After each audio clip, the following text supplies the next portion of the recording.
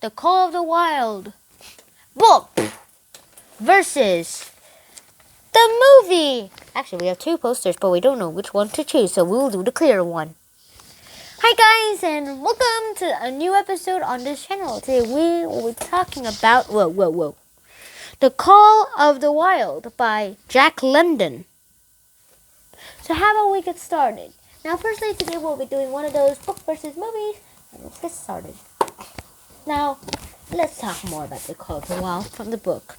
Now, in the book, there is some stuff that really doesn't make any sense to me. Firstly, there is this dog named Buck, but however, he's more like an Arctic Greyhound, an Arctic Husky, if you ask me. In the end, you're pretty serious about this. Jack London did create The Call of the Wild so that he can actually just do all that, all to emphasize about a dog's feelings. And for years, people have been searching the yellow metal. Is it this? No, this is an eraser, not even metal. No, gold. They found gold in Alaska, and they went all the way to search for it. They even had metal mining tools. But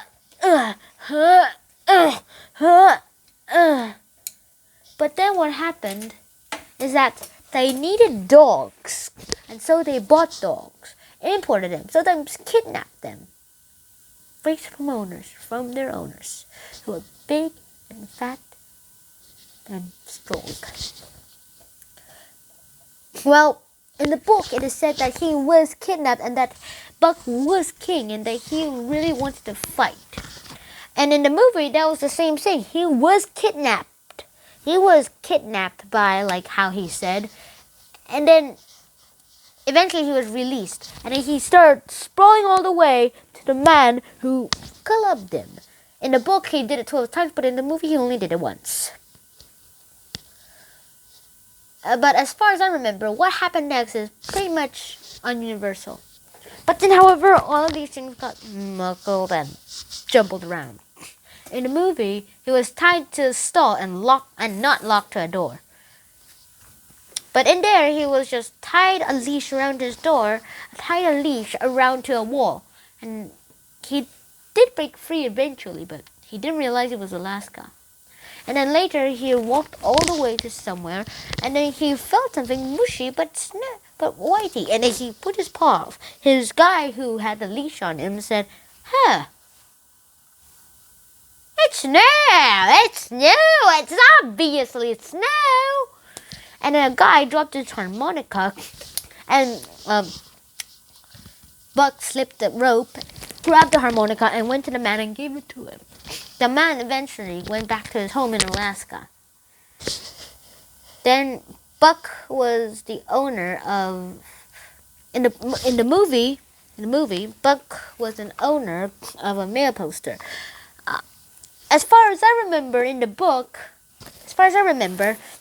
it was just basically a guy who was also pretty much in a great way of order. He was also a mailman, in my opinion. But then eventually he had to sell his dogs, all his dogs. Spitz, the leader dog, was replaced by Buck because Spitz ran away. And then Buck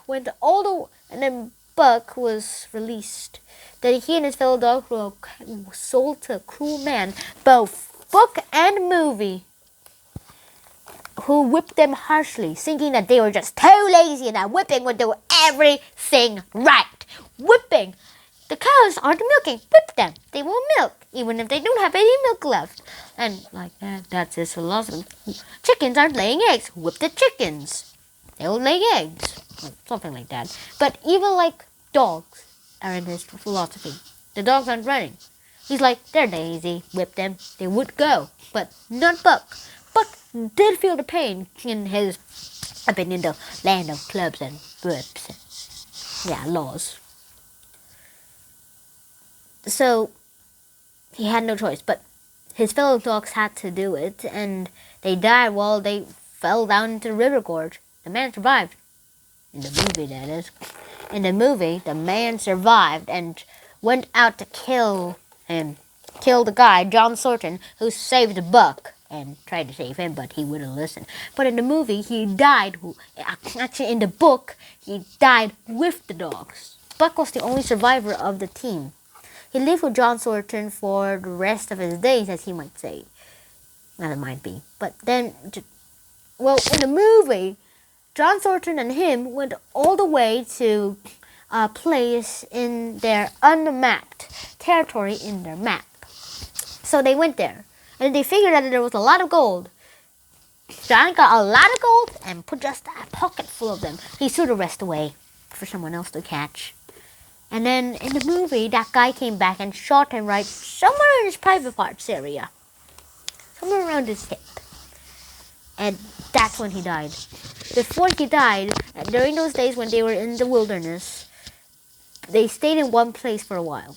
Buck went and met a few wolves and started hunting with them, and he became part of the wild wilderness. In the book, however, John Thornton made a bet that his dog, that Buck, can use and can drag a sled that has half a pound in it for 100 yards, and he did it. Buck did just that as a bet. But then Buck went all the way away. Then when he returned, he found that Indians were celebrating with John's friends dead. No sign of John. He leapt at the Indians, killed them mercilessly. And then he realized that John really was dead.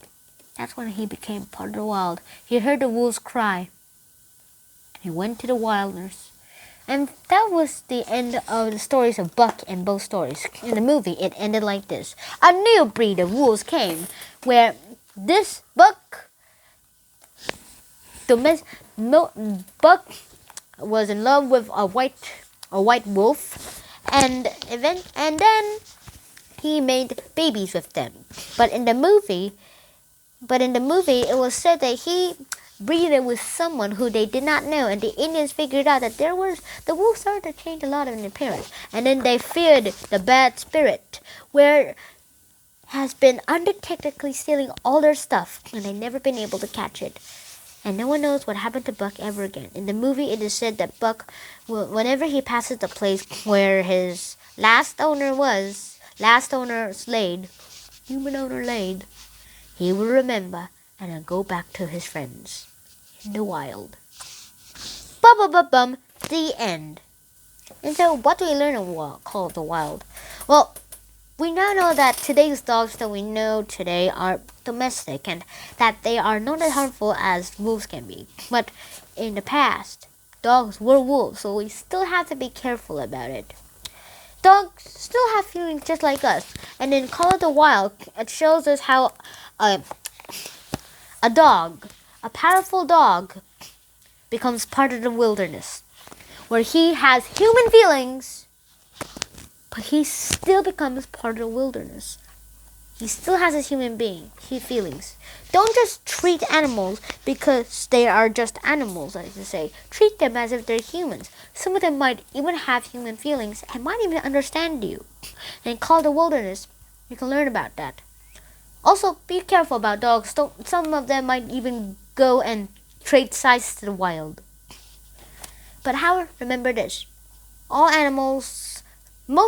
animals are the animals that we sink. However, most of them have human feelings. Some might even understand you. There are some dogs and animals just like Buck. But if you do find one, you're lucky. This is the end of this episode. If you did enjoy this episode, please like, share, and subscribe to this channel. If you haven't already, click the Boston hats so you will subscribe to the channel. And I hope to see you in the next episode. Oh, in the comments below, which poster would you like this? The first one or the second one? Which one do you like the most? Write them down in the comments below or send me an email on it on 2004@naver.com. See you. Click either this video or this video, so I'll see you in one of those. Bye-bye.